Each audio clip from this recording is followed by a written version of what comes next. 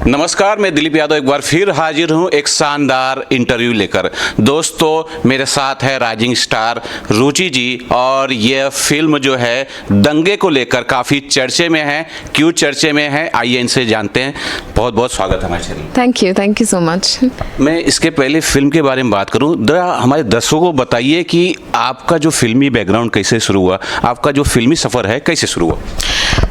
मैंने 2015 में एक छोटा सा कैमियो किया था धर्म संकट में वाईकॉम 18 के साथ, और मेरा सीन नसरुद्दीन शाह के साथ था।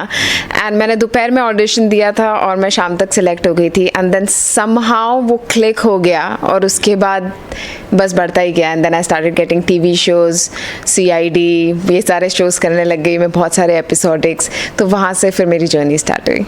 ये तो होना ही था, एक बड़े स्टार के साथ, इतने बड़े लेजेंड के साथ आपका शुरुआत हुआ है, ये तो होना।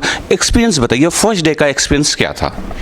फर्स्ट डे का एक्सपीरियंस, मुझे बहुत सारी ब्रीफिंग दी गई थी क्योंकि इतने बड़े स्टार, एंड मेरा ड्रीम था कि मैं नसीरुद्दीन शाह के साथ परफॉर्म करूं। एंड वो पहले दिन पे ही पूरा हो गया। डे 1 सेट पे गई हूँ और इतने बड़े स्टार के साथ, जिनके साथ आप सोचते हैं कि आपको काम करना है, उनके साथ आप डे 1 पे शूट कर रहे हैं। तो मुझे 4 असिस्टेंट और एक डायरेक्टर ने बैठ के समझाया था कि आप फ्रीज नहीं होंगे, आपको इतना टाइम मिलेगा।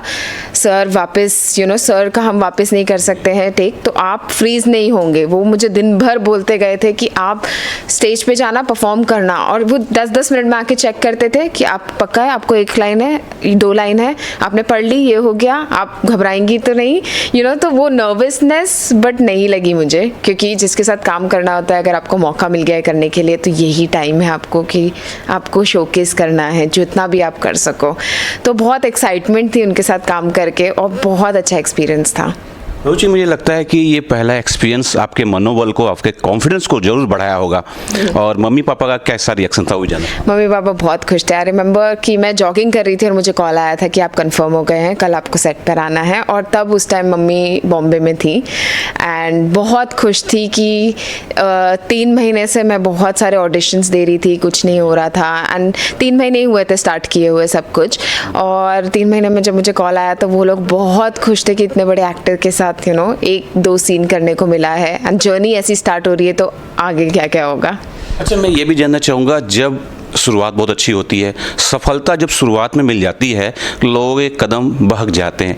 माँ बाप ने या मम्मी पापा ने कुछ ऐसे एडवाइस या फ्रेंड ने ऐसे एडवाइस दिए कि कदम बहके नहीं और सबके साथ मिलजुल के अच्छे से रहना चाहिए। मम्मी ने बचपन से एडवाइस दिया था कि ज़िंदगी में कहीं पे भी पहुंच जाओ, हमेशा रूटेड रहना, जहाँ से आए हो वो भूलना नहीं है। सब लोग अपना काम कर रहे हैं, तुम भी काम कर रहे हो, कोई बड़ा छोटा नहीं होता है। तो कितनी भी सक्सेस मिल जाए, थम के रहना, आराम से रहना, काम कर रहे हो जैसे दूसरे लोग काम करते हैं, तुम भी एक काम कर रहे हो, बस क्रिएटिव काम कर रहे हो, अपनी स्किल दिखा रहे हो।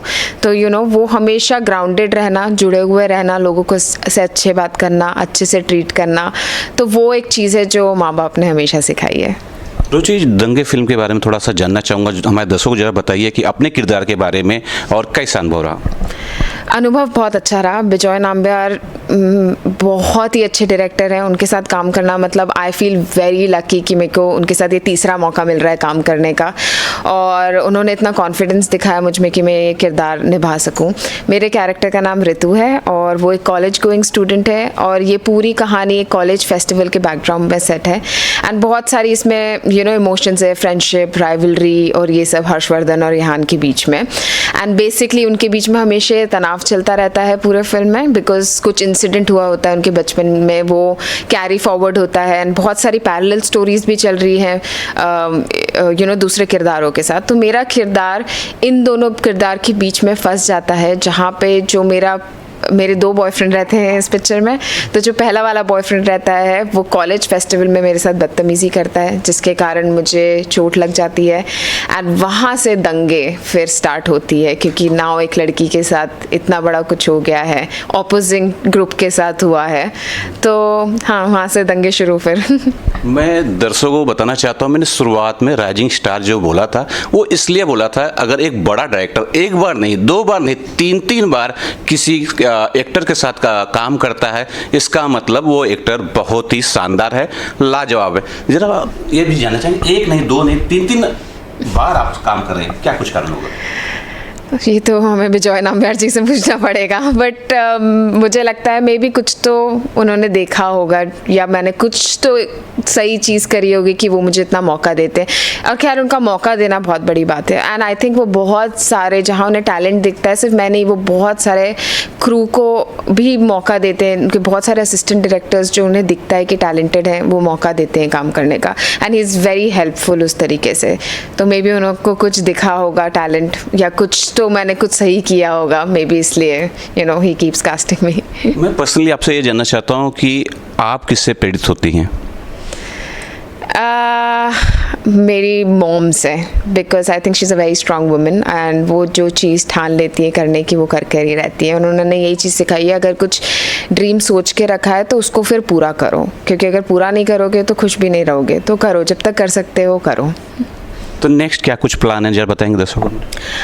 एक और फीचर फिल्म है जो पाइपलाइन में है अभी, वो इंडिया में नहीं, वो बाहर शूट होने वाली है, बाहर के एक डायरेक्टर के साथ। तो होपफुली अगर सब कुछ ठीक ठाक रहा तो मैं फिर LA जाऊंगी उनके साथ शूटिंग के लिए। वेब सीरीज़ को लेके कुछ प्लान है? वेब सीरीज़ है, 2-3 और चीज़ें चल रही हैं, बट अगेन कुछ कंसोलिडेटेड नहीं हुआ है। बट मुझे वेब सीरीज़ में काम करना है, आई थिंक बिकॉज OTT एक ऐसा माध्यम है जिसके कारण आपको बहुत सारे किरदार निभाने को मिलते हैं। अगर छोटे भी मिलते हैं तो एज एन एक्टर आप फुलफिल हो जाते हो बहुत सारी चीज़ें करने में, और जल्दी शूट होता है तो बहुत सारे कैरेक्टर्स आप परफॉर्म कर सकते हो। तो I think web series for new actors is the best thing to explore. अच्छा, ये भी जानना चाहूँगा, बहुत से रियलिटी शो चल रहे हैं, कोई आपके नज़र में है इस रियलिटी शो में मुझे जाना चाहिए? May be big boss someday देखने के लिए कि जो टीवी पे दिखता है वैसे ही होता है कि कितना स्क्रिप्टेड है, and just for the thrill of it I think may be एक बार मैं जाना चाहूँगी। एक बार रिक्वेस्ट करेंगे सलमान सर के लिए कि बिग बॉस में आपको ले लें।